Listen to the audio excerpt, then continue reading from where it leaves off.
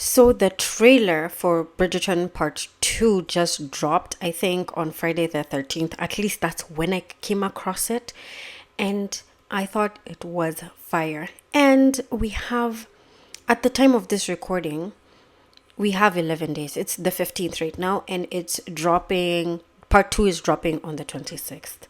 So let me continue to compare and contrast the scenes portrayed in Benedict's season on Netflix with his storyline in An Offer from a Gentleman by Julia Quinn. Before, at least let me finish this series that I'm doing before part 2 drops. That's my goal. Excuse me. As briefly mentioned at the end of my previous video, I'm focusing on the book mostly because A, that's what I'm currently reading and thoroughly enjoying, might I add.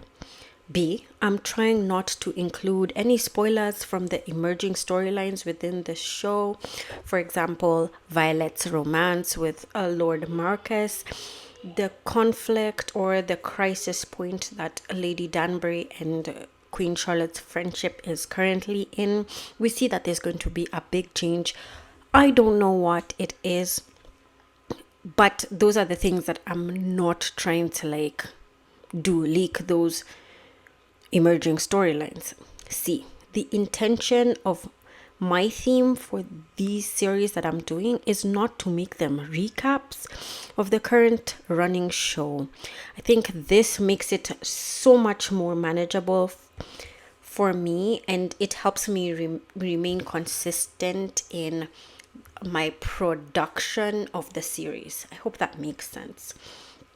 With all that out of the way, let me get into this episode 2, and I am not quite sure what I'm going to title it, but it's a comparison and contrasting. I think compare and contrasting what's in the book and what happens in episode 2, right? And episode 2 was titled Time Transfixed.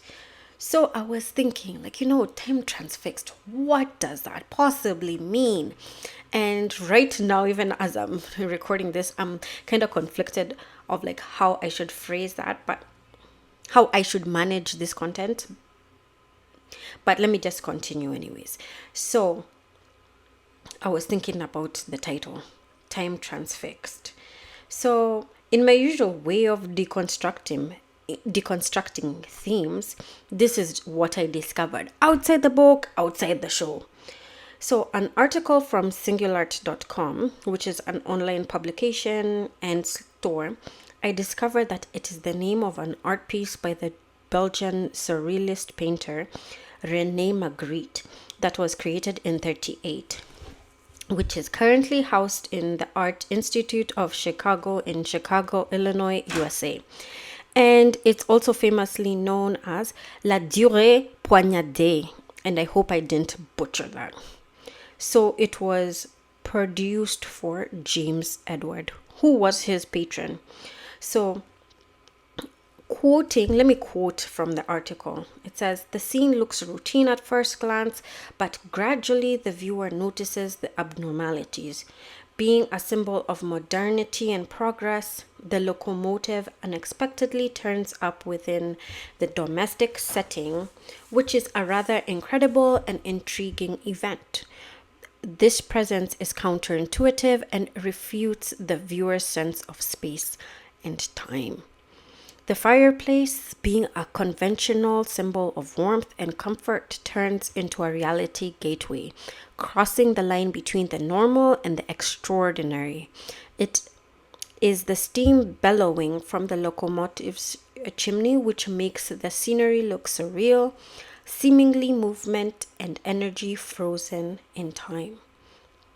So myself, being neither an artist nor a connoisseur, I'd be eager to learn from those of you who may be what the perspective of this art piece is. And I found it rather interesting because I was not expecting the title to correspond to an art piece. So that was just a little fun discovery on my part. Then I thought about it a little bit and I was like, okay, so that art piece was created in 1938 and the book itself was published on July 3rd, 2001. And the show itself filmed this season on September 2024 to June 2025. So I was like, the show must have been influenced by the art, I think. Am I just like reaching? But whoever wrote or came up with that title, I think might have been influenced by this art piece. And when I think about it in terms of the book itself, there's no chapter talking about title. There are no titles. There are no titles in the chapters of the book. And there's nothing about time being transfixed. Like, that language isn't used in the book. So that's what I'm saying. The title of that episode might have been inspired by this piece of art. And I thought it's actually quite fitting. In my little understanding of connecting those two, I would say it's about Sophie's life. Like, when we see in the episode and the things coming together, it's about like Sophie is stuck in time in terms of her identity. Her present and her past are still stuck in time. It's not something that she's been able to resolve over the course of time. However, given her romance with Bridgerton and other things that will come up in the book later on, her life is going to be changed in a way, and she's going to be put in like a new situation, which seems odd in the current setting. I hope that makes sense. It makes sense in my mind, but I hope it can be translated into this video that I'm making. So now let's get back to the fun part. So in the book, Benedict believes he's found the woman of his dreams, the one with whom he can finally imagine a future and a family with. And I was like, damn, that's so sweet. He discovered the initials SLG and the family crest on the gloves, but does not know what they stand for. So in the show, it was like the mom, Miss Lady Bridgerton, the Dowager Viscountess, who is the one who noticed the family crest. But in the book, it's actually Benedict. And this is confirmed later on by Violet, who mentions that, yeah, she's seen that crest and she knows it's the Penwood crest. Let me clarify. He discovered he was the one who saw that there was a crest, but he did not know what family that belonged to that crest, or that he didn't know, which family that crest belonged to. Excuse me. So Violet does not particularly like the Dowager Countess in the book because she finds her cold and ambitious. However, she says she can put her feelings aside if Benedict cares for any of her daughters. Violet says she would allow her children to marry for happiness, even if it were to paupers, though they had to be principled and hard-working paupers. So she's kind of encouraging Benedict, like, hey, you don't have to go this way. The point is, I want you to actually find someone with whom you can find happiness with. And that is so classically Violet. There is no widespread search to identify the silver ingenue. Ingenue. Excusez-moi, ingenue. Whatever.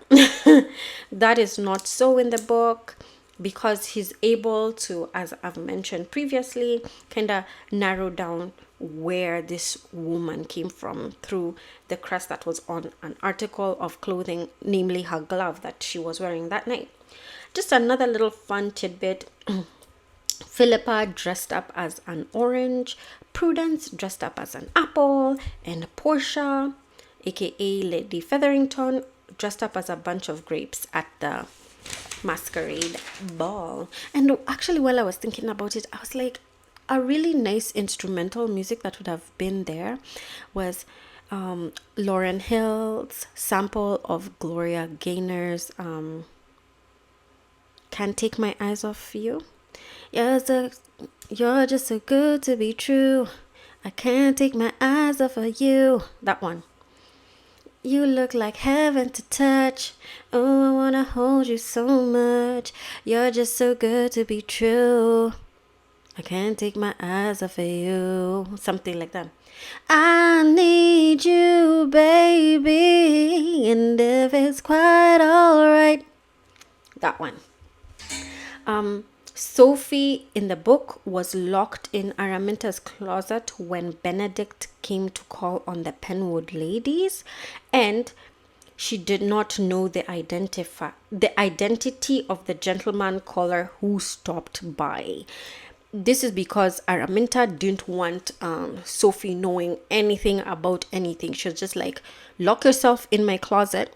Ask Rosamond to lock you in my closet and clean all my shoes. But then she ended up asking Posey instead to do that because, I mean, Rosamond is just too arrogant. And she was just like, nah, I'm not going to do that. So she didn't know Benedict stopped by at all. Okay. Araminta favors Rosamond and is pushing for her to be married off first. Even though Posey and Rosamond are, like, both debutantes in this season. They've both come out this season. It's very obvious, and I think also in the show it's clear that she's irritated by Posey and she favors Rosamond. So I thought that checked off as well. They balanced out. So Posey is the one who noticed the details of the glove that... Okay, let me put it this way. Posey is the one who noticed that Benedict was holding on to like the glove after he stopped by and visited with them as they were looking at him outside their window. It was she who noticed, not Araminta who noticed. And after, when Posey mentioned it, Araminta was like, oh my gosh. Okay, so this is what Sophie says. She's like, yeah, it appears to be like something on the stitching of the glove, could be a crest or something. Some of our clothing, some of our gloves have some of that, right? So she just mentioned it like as a by the way, not really intending to imply that that glove came from that house. More so like, oh yeah, it's common for gloves of people of the town to have crests. I know we have something like that. And then it dawned on Araminta. And Araminta, after that, she was just like, I don't know how Sophie did it. I don't know how she got to the ball, but she did it. And then she ended up firing Sophie because she linked the ruined shoes to the glove revelation from Posey. So the way she fired Sophie was nasty. Araminta in the book is so cruel. She's so nasty. She's so emotionally, and in this case, physically abusive, because she ended up slapping Sophie. And she was like, listen, I told you to finish. You're not going anywhere until you finish polishing off and fixing and cleaning all the shoes in my closet.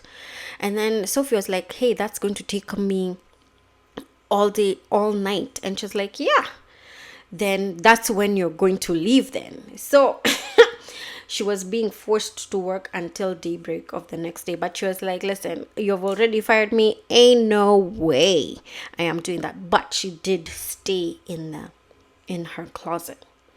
Okay, so while she's in the closet and like, she's crying, she's thinking about like, oh my gosh, her fate.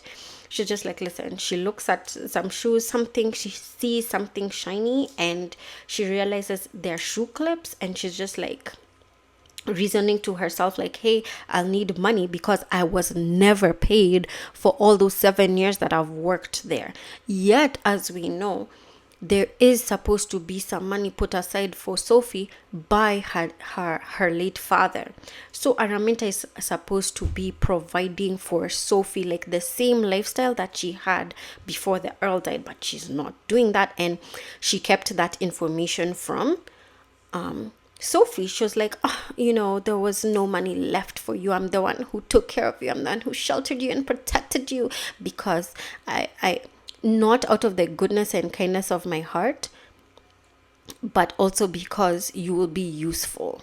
So she's trying to act like she's doing Sophie a favor, but then at the same time, she is letting Sophie know that you won't get the same treatment that you did while your father was alive because you're not good enough for us. And remember your place.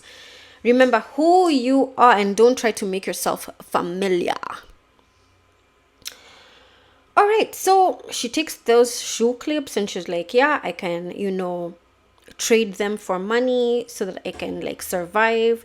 And I will note that she had saved like the pocket money that she'd had before, like that she'd been saving, holding on to before the earl died, because she thought like, just because she was an illegitimate child, and no one kind of says it to her face, but everyone knows, and how everyone was treating her, especially Araminta, while the earl was alive. She just thought like, I might need this money one day, so she never saved it. And by the way, when I say pocket money, I mean allowance, and in regency era terms or Bridgerton world, that is pin money. So then we also know that in the book that she had tried to become a governess. However, she had no references, so for that reason, like, people didn't hire her, even though she was well educated, and also because she was young and attractive, people wouldn't want to hire her in their house because she might cause problems with the men in the family. Not It's such a double standard world, honestly, and I'm so glad I didn't live there in that time. So anyways, so she did try to change her fate. So we do like a fast forward. Oh, and I will say, like, at this time, Sophie is about 21 years old, and I think Benedict would be around 28 years old. So 2 years after the Masquerade Ball, that's when we now fast forward, and then Sophie ends up finding work. Oh wait, before all that, so other ways she found to make money to survive is that she cut her hair and sold it to a wig maker for money. So she doesn't have long hair anymore, it's kind of short, so her looks have changed a bit. And also, like, she's not being fed well. Mrs. Gibbons hasn't been feeding her, and she's been like really broke, pinching her pennies. So food wasn't really like a priority. So she's lost a lot of weight. So she's lost a lot of weight and her hair is short. And because of that, the book is implying her looks have changed a lot. So 2 years later, she finds work as an upstairs maid for Mr. and Mrs. John Cavender. And I think I mentioned that she couldn't find a job in London as a governess. Anyhow, so she's working in the countryside. I think she's in Wiltshire, wherever that is. And then she meets Benedict, who happened to be invited by Philip Cavender to their family's estate. And he was throwing a party because his parents had gone to visit, I think, the mother's sister. So there's a party and it's just crazy. There's alcohol, there is scandalous activity. Should I say not fit for a lady to be there? Yeah. And so Sophie is just feeling like, listen, I don't feel safe here because, well, I have been working here just a few weeks or whatever. This Philip Cavender has been hunting me down the halls, trying to proposition me, and I can't refuse him because of my status, but at the same time, I can't lead him on. So she's had to do so many like mental gymnastics to keep him away, and he's like not respectful. He's not behaving in a gentleman manner, and she knows, like, because his parents are off, There's nothing stopping him from behaving indecently. So she's just like, I'm packing my stuff and I'm getting out of here. So as she finishes packing, she tells the housekeeper, like, hey, I gotta go. And you know why I gotta go. Forgive me. So she leaves, and just as she's just about to make it, he manages to corner her along with two of his other friends. And I tell you guys, it's not pretty. And me, I was just clutching, I was just holding on to everything. Like I was at the edge of my seat. I was like, please, heavens, no, please, please, please. But they did try to attack her. No, they harassed her, and they had the intention of violating her virtue, if you understand my meaning. And just as they were about to do so, Benedict, who was leaving the party because he was like, listen, this is not my scene. I don't want to be here. I just want to leave. And he had been like sick from earlier. He'd had like some cold of some sort. So he's just like, I'm out. I should have never come here. So he's looking for his host to tell him, listen, I have to leave, blah, blah, blah. Like, goodbye. He's just being polite. And that's when he stumbles upon the scene that is going on. So there wasn't another maid, as they're showing that in the show, that Sophie came to help. I've forgotten her name. I think it was let me not even try. Sorry. It was Sophie who was the main one who was being attacked. And then Benedict is the one who comes to her aid.